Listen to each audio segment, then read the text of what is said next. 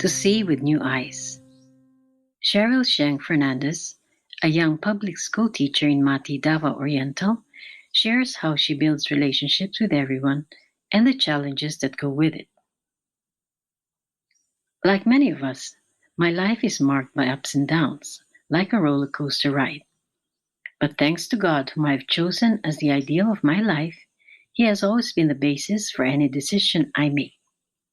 When I started to work as a public school teacher, I discovered countless opportunities to manifest my love for God by concretely loving my pupils, co-teachers, staff, and even parents. For instance, I start my day with a simple gesture like offering a warm greeting with a smile when I meet someone on my way to the classroom.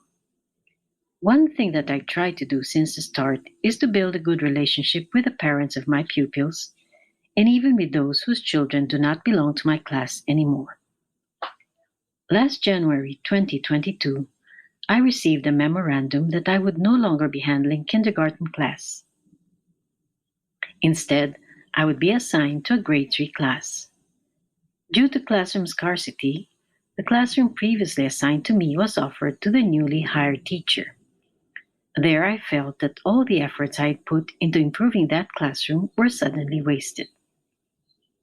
One day, when I came back to school from my regional training, I discovered that the modules and books that I had left in one of the classrooms were put in the stockroom by a teacher assigned to this classroom, without informing me. It hurt me when some parents came to me and told me about this colleague's ill feelings towards me, hearing her make unpleasant comments about me. Since there were no classrooms assigned to me yet, I thought she would understand why I had kept the modules and some other things in her room. I felt so disappointed and down. I even thought that everyone was conspiring against me. First my classroom, and now these things. Negative thoughts welled up within me. I wanted to confront this teacher and tell her to her face that I was upset about what she had done. But then I remembered what I learned from Sheryll, that the pursuit of every ideal, while bringing great joy, also demands commitment, effort, and also suffering. In silence, I closed my eyes, recognizing this suffering as an occasion to recommit myself to living the ideal of unity by loving concretely. I stayed quiet, headed to the stockroom, started picking up my things, and arranged the modules and books. I believe that when one loves with a pure heart, everything will cooperate for the good of all. To my surprise, the school staff, including the teachers who saw what I was doing, came to help me. Amid all of this, my school head arrived. She came to me and said kind words that comforted me. I felt how everyone was trying to lighten my burden. I was moved and speechless. It was like I was being given a big and warm group hug. I felt loved. The next day, I had a chance to meet with a teacher who caused the discomfort that I went through.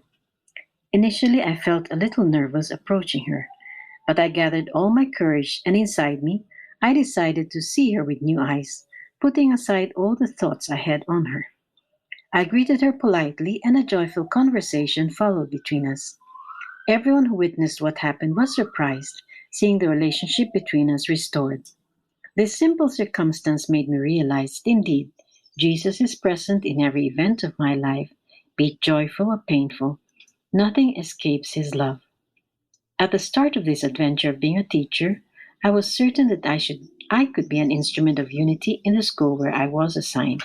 And true enough, Jesus has given me this chance so that by living concretely His commandment to love, I can contribute even in my own small way so that His prayer for unity, that all may be one, may be realized.